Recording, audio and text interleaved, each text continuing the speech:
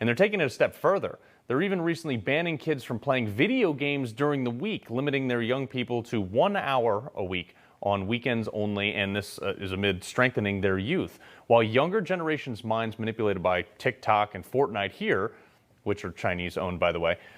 Craig Shirley, presidential historian and Newsmax analyst, also Doug Weed, former advisor to the President George H.W. Bush and presidential historian. Welcome to both of you. Doug, this is one of these things like China is basically laughing at us, and they're throwing it right back at and saying we're not gonna let our kids grow up to be people like this. No.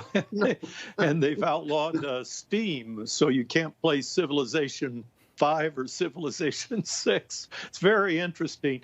You know, Biden should have embraced the theme, make China great again, because policy after policy favors China. It's embarrassing because his family has earned so much money from China, but now the abandonment of Afghanistan and all of that mineral wealth, the lithium, the gold, the silver, the uranium used for nuclear weapons, the aluminum needed to make airplanes.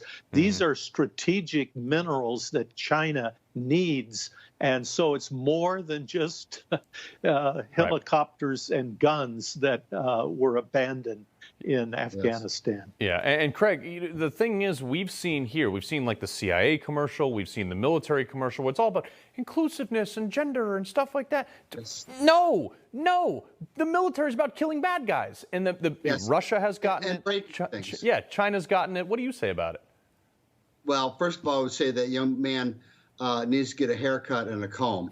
That's the first thing. Secondly, is that I'm at the awkward position that I oppose both sides. I oppose China mandating these laws to make macho men, and I oppose the celebration of feminine men in our culture. I think that we ought to in our culture go back to the way we used to be, which was to celebrate masculine men who are supposed to be men. Right. Whether it was John Wayne or whether it was Kevin Costner or something, is that they set examples for our children, just as we set examples for our children.